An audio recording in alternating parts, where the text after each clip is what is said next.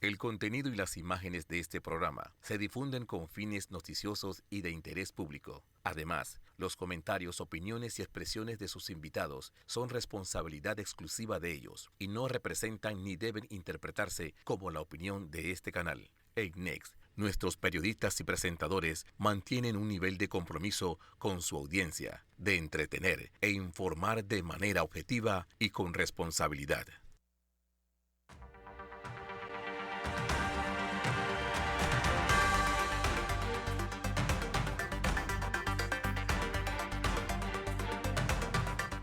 Saludos, bienvenidos a otro jueves de Hablando de Frente a las 7:30 de la noche. Recuerden que cuando no nos pueden sintonizar en las pantallas de Next TV Canal 21, estamos en las redes de YouTube de Vallarino Panamá y de Next Noticias. Hoy vamos a ver cómo nos tenemos que lamer las heridas y de alguna manera tratar de reconstruir todo lo que se ha destruido durante el último mes y tanto y los grandes retos que va a tener Panamá. Hoy quiero lucirles mi apuntador nuevo. Esto que está aquí se le llama el apuntador y es por donde me hablan desde la cámara y debo decir que yo lo odiaba. Esto fue una cuestión que el primer programa que yo hice fue todo un show, porque por aquí me empezaban a hablar y este programa es en vivo, así que yo voy hablando y aquí me querían hablar y me decían cámara 1, cámara 4. Yo no sé ni cuál es la que estoy y me van a estar hablando de cámara 1, cámara 2. Salí ese día furioso del programa porque no sabía ni quién me hablaba aquí y me estaban volviendo literalmente loco, yo tratando de concentrarme en lo que tenían que decir. Me decían, mira la cámara 1, mira la cámara 4, mira la cámara 2. Pero bueno, finalmente tengo el apuntador que tiene algo para que no se me caiga, porque los que ven mi programa recurrentemente saben que esto es algo que se me cae. Así que me siento como que compré carro nuevo con este tema del apuntador. Miren, hemos tenido un mes difícil. Y yo voy a dar opiniones aquí que pueden ser un poco fuertes al final. Pueden herir susceptibilidades. Mucha gente no va a compartir algunas opiniones mías. Yo lo entiendo. Ese es el objeto, dar en un momento dado nuestra opinión y tratar de formarla. Pero antes de dar mi opinión, quiero referirme a lo que pueden haber sido la participación, las culpas o no culpas de todas las personas que intervinieron durante este tema de lo que se llamó este incidente de la minera y que ha desencadenado con resultados dentro de este gobierno, y que le critico a este gobierno de manera muy, muy fuerte el pésimo manejo que se tuvo en este mes principalmente, más incluso que durante el tema de la negociación del contrato. Esto ha acabado con la renuncia hoy del ministro Federico Alfaro, que es una persona a quien yo le tengo un aprecio personal.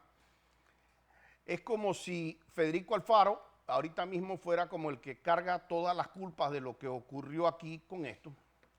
Y yo creo por lo menos justo hacer un conteo histórico de cómo se dio este tema de este contrato, lo que viene, o sea, lo que ha salido ahora producto de la decisión de la Corte y lo que puede venir para nosotros como país y qué se me ocurre a mí, entre otras cosas, que podemos hacer. Miren, lo primero es que los permisos de exploración para ese tema de la mina se dieron en el gobierno de Guillermo Endara, a una compañía que en ese entonces estaba vinculado al señor Richard Pfizer. Ahí se empiezan a dar el inicio de las investigaciones de si Panamá tenía las condiciones dentro de ese espacio para poder registrar una mina. En 1997, el gobierno de Ernesto Pérez Valladares, es decir, el propio presidente Pérez Valladares, firma un contrato ley que se hace con una empresa que era la empresa Petaquilla Gold, si no recuerdo, era la empresa que manejaba en ese momento Richard Pfizer. En ese momento, la verdad es que en Panamá, como bien lo dijo el Toro, no se sabía mucho de minería. Pero para mí, eso era un contrato absolutamente leonino para Panamá, era mucho peor que el que está actualmente, muchísimo, muchísimo peor que el que acaban de declarar inconstitucional. Y decía básicamente que de las regalías que se sacaba para Panamá, que se sacaba del contrato, de lo que se sacaba, se le daba el 2% a Panamá. Y eso obviamente es que si usted tiene en su casa algún pozo o lo que sea, una cosa muy profunda ahí en el pozo, y usted dice, ahí tengo oro, y usted va donde el vecino y le dice al vecino, oiga, encontré oro en mi casa, yo quiero sacar, vecino, ayúdeme a sacar el oro. Y el vecino viene todo emocionado y le dice, ah, perfecto, dale, vamos a sacar el oro, y de cada 100 moneditas que saco, yo te voy a dar 2 a ti. Usted se va a quedar con cara como que me estás congueando, ¿no? No, eso como que no puedo ser tan congo. Entonces, de manera obvia, ese contrato parecía que le hacía mucho daño a la nación panameña. Sin embargo, para 1997, nadie aquí en Panamá le prestaba atención tan siquiera a lo que era el tema minería. Eso era como que, ¿qué es eso? No, sigan ustedes ahí haciendo lo que crean que ustedes van a extraer, lo que crean que van a hacer un tema de minería. Pasan los gobiernos, pasó el gobierno de Mireya, pasó el gobierno de Martín, pasó el gobierno de Ricardo, y durante todos estos gobiernos no se dio explotación de la mina como tal. A mitad de camino, Richard Pfizer empieza a hacer, o la compañía que él representaba, empieza a buscar tener inversionistas para tener este proyecto minero, o a buscar a quien ofrecerlo, porque obviamente era una cuestión que requería inversión de algunos miles de millones. O sea, es una industria que no se levanta con 2 reales. De hecho, si a mí me hubiesen dicho en ese momento que hay que invertir 1, 2 o 3 millones en algo como eso, yo hubiera pensado que ya era una locura, porque uno no sabe de este tema de minas y de repente resulta ser que es una inversión pues millonaria. Llega el 2017 y esta es la primera cuestión. La Corte hoy ha recibido, como yo tengo que admitir, que pese a que no es el criterio mío de que se debe abolir el contrato como tal, que no quiere decir que no sea inconstitucional. Yo pienso que habían otras opciones para realizar contrato, ojo, no me voy a referir a ese contrato. Pero tengo que decir que la decisión mayoritaria de Panamá era, y así se debe reconocer, que es no querer tener el tema de la minera actualmente en Panamá. Y entonces la Corte sale con un fallo y mucha gente corre a aplaudir a la Corte porque la decisión coincide en este momento con lo que la masa o la mayoría está solicitando. Sin embargo, a mí me deja un sabor agridulce.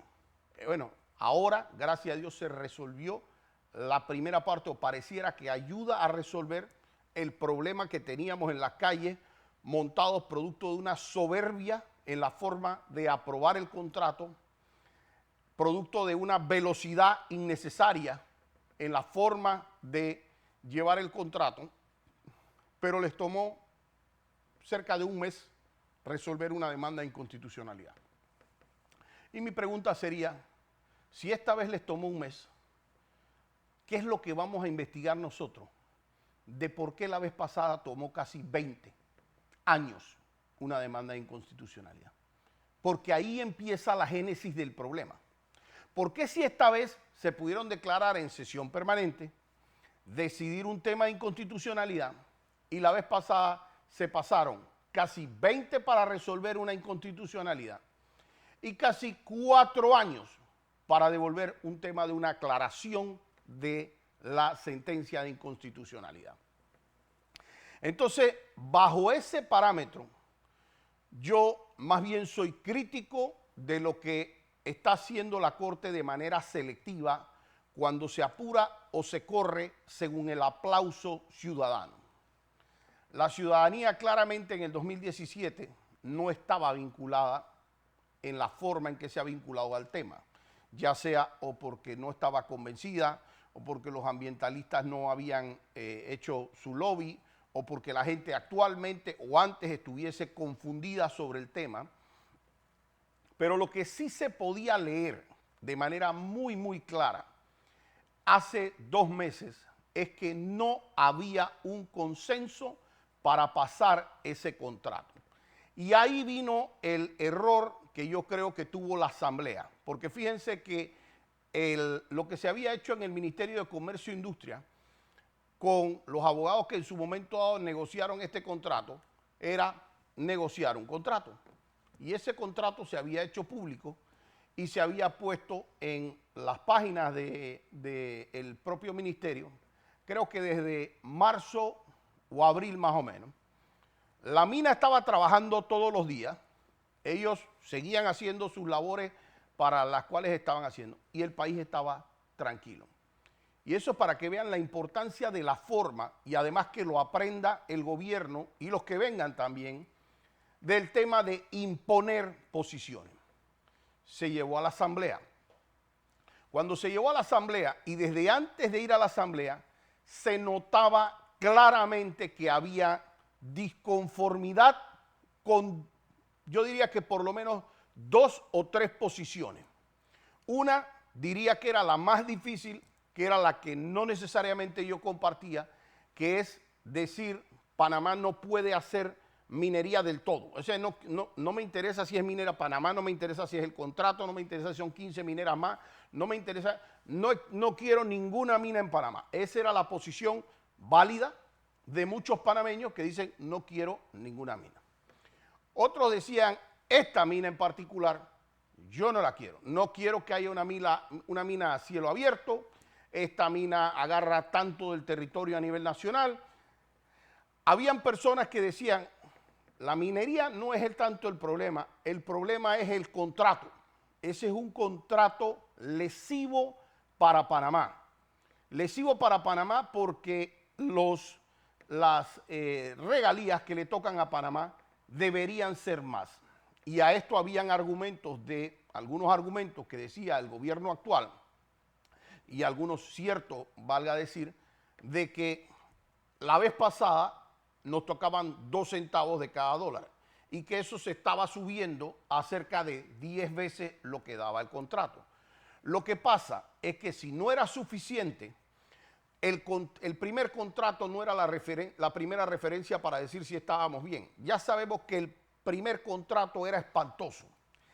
Y ese primer contrato, que en el 2017 se da una inconstitucionalidad de ese contrato, tenía una situación, que es que el señor Juan Carlos Varela, siendo presidente de Panamá, dio una prórroga por 20 años más del primer contrato, o sea, del contrato que decía que el 2% se le da a Panamá. Y ustedes imagínense, porque eso sí tiene que ser un nivel, yo digo que no sé cómo puede pasar. Yo no quiero hacer muchas valoraciones porque realmente no conozco cómo se maneja el insight del asunto, la parte interna. Pero yo pensaría que si a mí me dicen, oye, de cada dólar, 2% te vamos a dar a ti, 98% es para los otros, y de donde ellos sacan sus ganancias, yo pensaría que cualquiera persona, no quiero ser insultativo, diría, eso no me hace ninguna lógica. Y si tú me vienes después y me dices a mí, es que ahora te vamos a dar 10 centavos, y es que te estamos dando 500% más de lo que daba el otro, a lo mejor mi lógica tampoco dice, mira, sí, cierto, 2% era peor, pero eso no quiere decir que 10 están bien, 10 o 14 o 15. Yo tuve conversaciones con gente que trató de explicarme a mí por qué este tema de alrededor del 16% creo que era al final lo que se estaba discutiendo. Y yo les decía, incluso invité, si tú me vas a sustentar números, porque por eso yo no tomaba una posición radical, porque yo creo que para tomar una posición radical uno tiene que estar debidamente informado.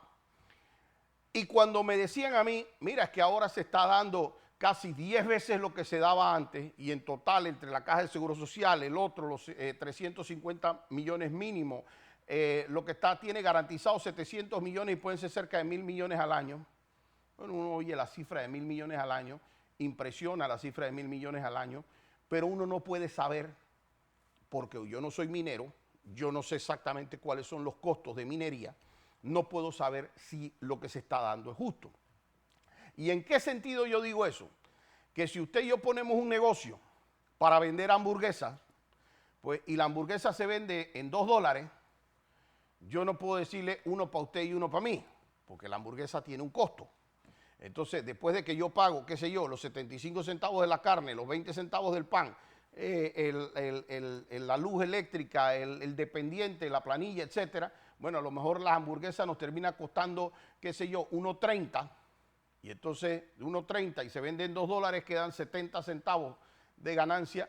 Entonces ahí se está partiendo 35 centavos y 35 centavos. Bueno, podríamos hablar de si eso tiene algún sentido o no. ¿Qué pasa? Esto se hizo con tanta oscuridad en la asamblea que nadie, yo confieso, no puedo saber cuáles eran esos números. Es decir, cuánto, de acuerdo al contrato, cuánto se ganaba la minera y cuánto se ganaba Panamá. Y eso para mí hubiera sido un criterio importante para tomar en cuenta, para poder decir dentro del plano económico si ese tema hubiese sido viable, porque hay otros componentes que tratar.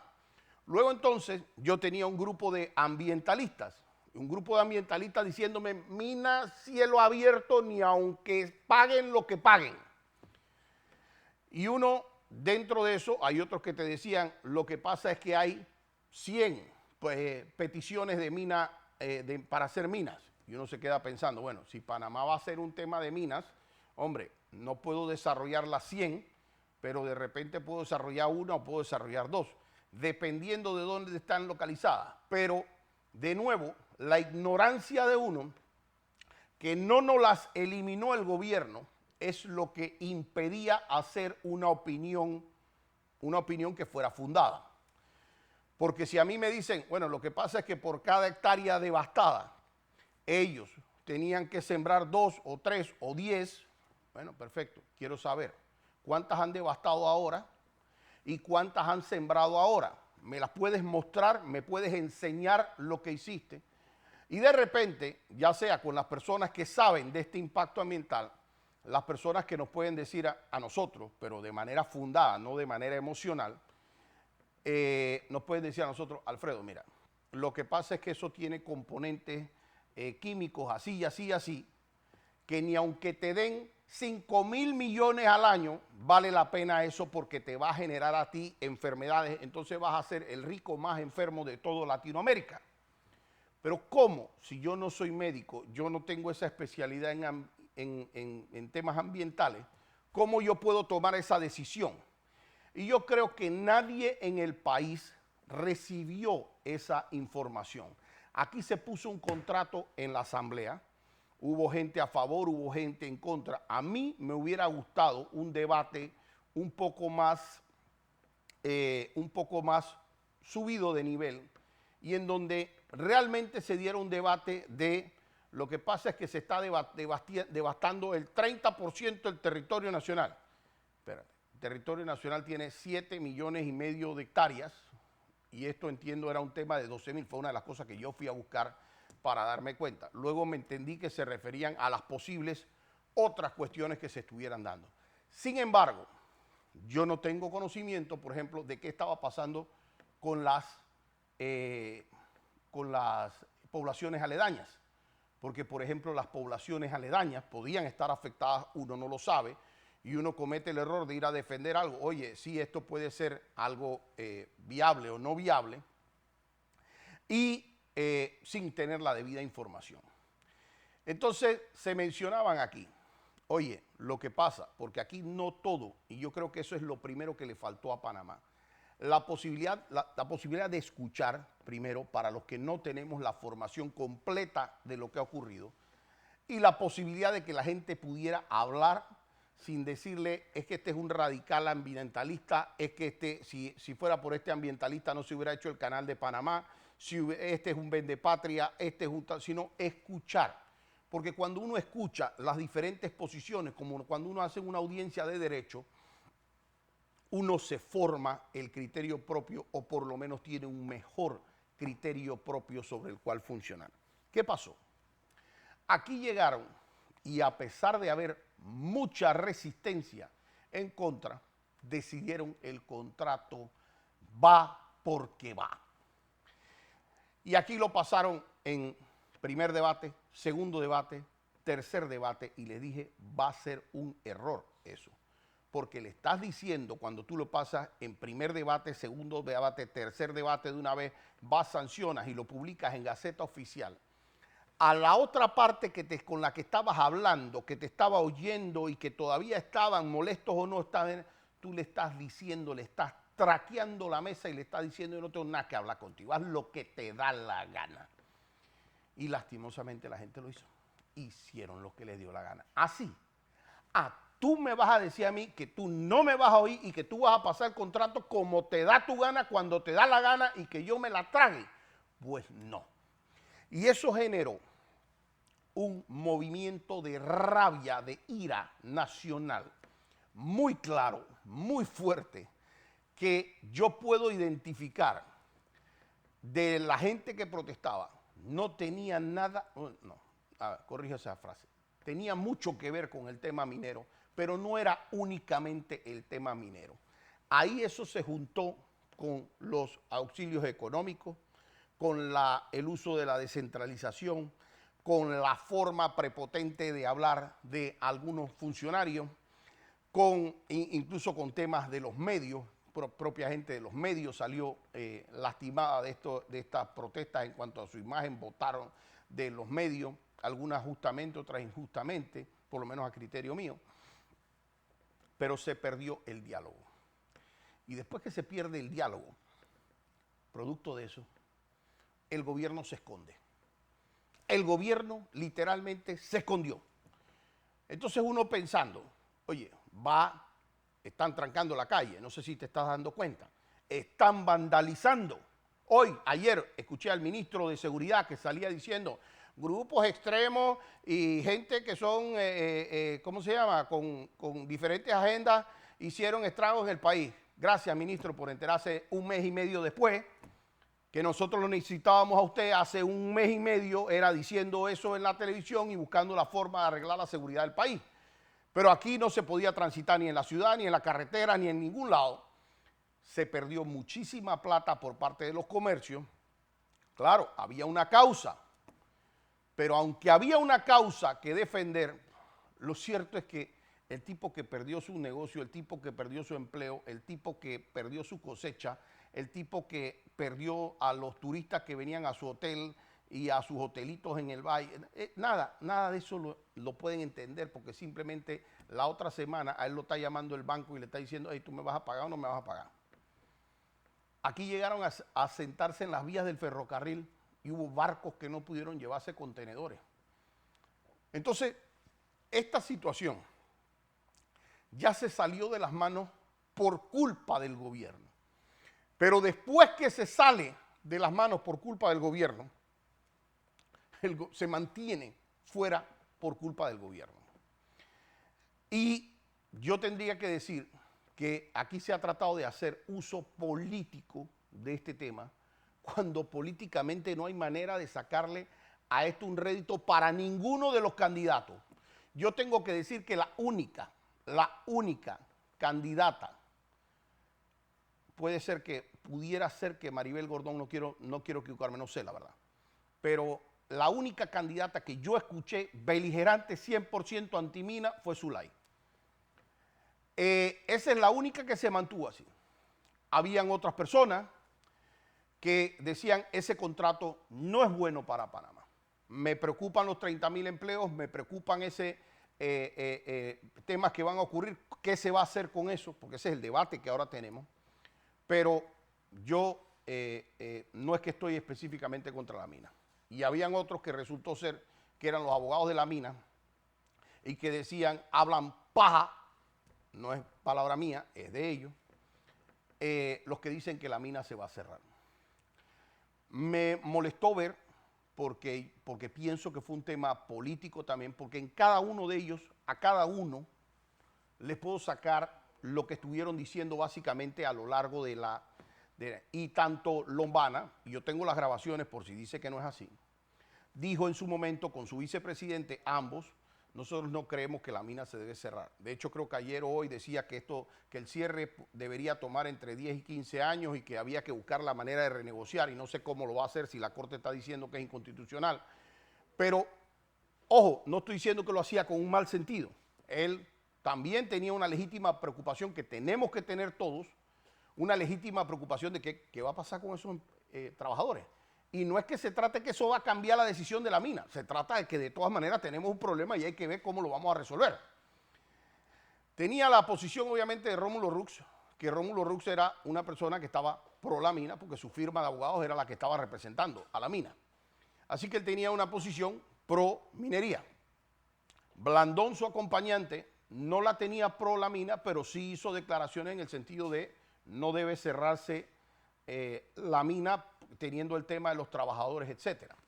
Sale el fallo de la mina, y cuando sale el fallo de la mina, lo que hace el señor Lombana es decir que su abogada, la que trabaja con ellos o la que está en su movimiento, es la que... Tenemos el video de...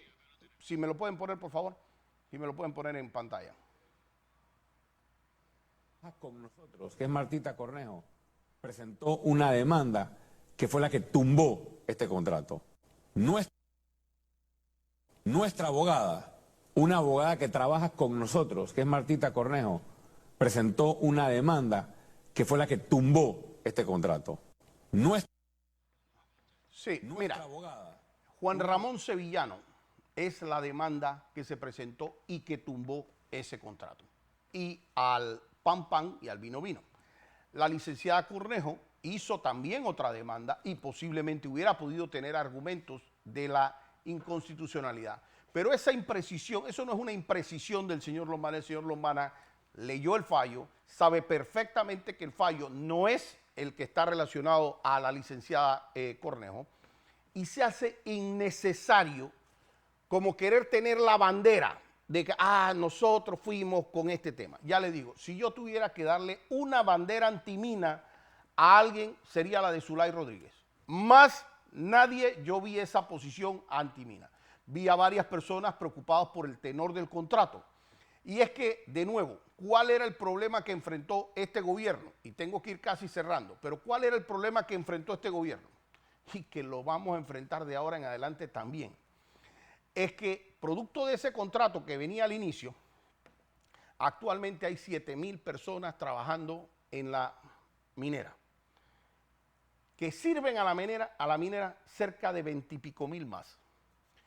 Y bueno, habría algún tema, hay que verlo porque no conozco lo suficiente, de ver opciones que, es que se va a nacionalizar la mina, o sea, que Panamá tenga algo como en lo que en su momento tienen que ver los temas de petróleo, las compañías petroleras estatales de México o las compañías petroleras estatales de PDVSA, por decir algo de Venezuela, etcétera. Pero, ¿qué se hace con esos trabajadores? ¿En qué forma se va a dar ese cierre ordenado? Y con eso quiero decir que no es que estoy cuestionando la preocupación que hayan tenido otros líderes políticos de la forma en que se está eso. Lo que estoy cuestionando es que quieran tomar una bandera política como si ellos fueran antimina. No, señor. Yo escuché al señor Lombana y también a su vicepresidente decir, esa mina no es que usted la puede agarrar y cerrar así nada más. Y creo que, vuelvo y digo, ayer estaba diciendo el tema de los 15 años. Se le deberían dar de 10 a 15 años para el tema del cierre. Y el señor Lombana está invitado aquí. Si quiere hacer alguna precisión sobre lo que yo estoy diciendo, yo tengo los videos de lo que yo estoy diciendo. Y no estoy diciendo que esté él haciendo algo con mala voluntad. Lo que sí me parece algo que no se debe hacer es agarrarse el fallo de la otra persona y decir eso fue como que lo hicimos nosotros, la que trabajaba con nosotros, etcétera, porque eso no es así. El señor Juan Ramón Sevillano es quien hizo esa lucha de manera particular y creo además que tuvo que ver también con la primera demanda de inconstitucionalidad. Yo quiero dejar algunas interrogantes. Los equipos que están ahí, y esto por un tema del fallo, los equipos que están ahí, todos esos equipos los trajo en su momento dado la compañía de la minera. ¿Cómo se hace? Porque esta es la forma que tenemos que hacer. ¿Cómo se hace? Si se va a cerrar la mina, perfecto, se cierra la mina, entonces inmediatamente tenemos que hacer, porque ustedes entiendan que tenemos cierta cantidad de trabajadores que reciben quincena y esa quincena llega hasta ahora, el 30, hoy llegó y entonces el próximo 15 no cobras. Entonces, si nosotros tenemos ese, ¿cuál es el plan? Que es lo que yo decía. Y de nuevo, este es un mensaje para el gobierno. Si ustedes creen que en una decisión de esta magnitud, en donde hay 30,000 personas empleadas, en donde hay esta sensibilidad que hay ahora mismo sobre este tema, es un tema para que ustedes estén tocando de manera solitos e inventándose locura, se van a volver a estrellar y de manera muy rápida. Yo sí tuve que enterarme, porque tampoco lo sabía dentro de mi ignorancia, que la mina, desde el punto de vista ambiental, el tema de decir saquen a todo el mundo y se va todo el mundo para su casa, es peor todavía en materia ambiental si no se hace lo que se llama un cierre ordenado y que cuesta millones.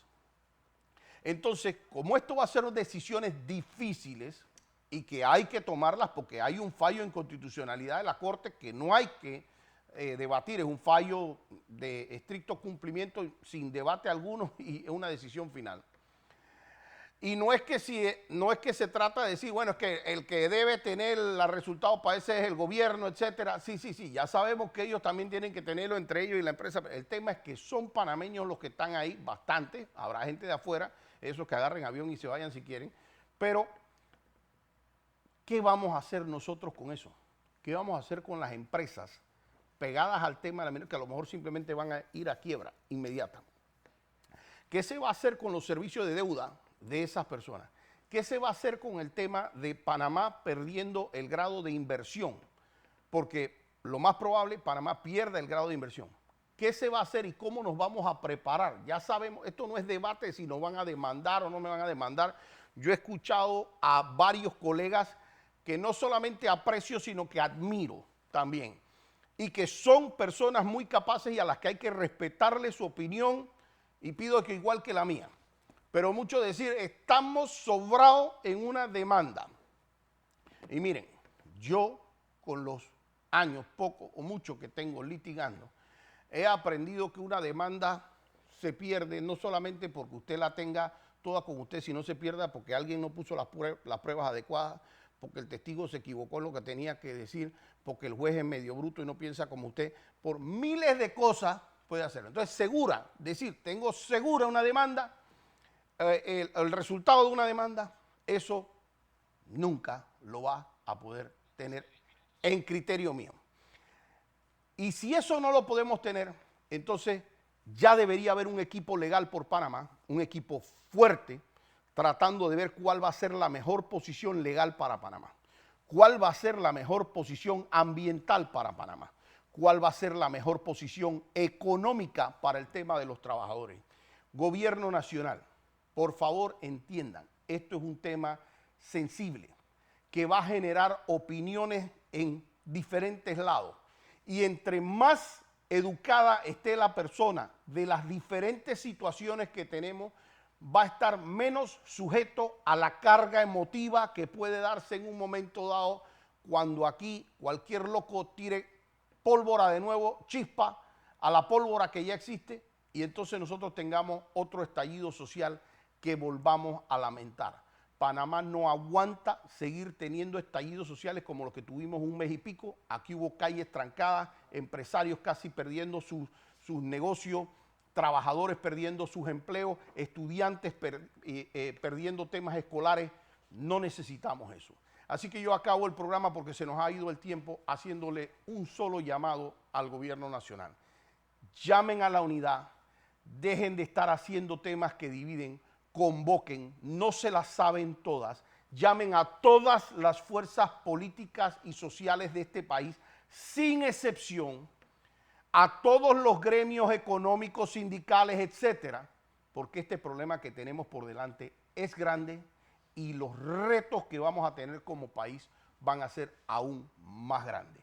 Los veo así hasta el próximo jueves, aquí, Hablando de Frente.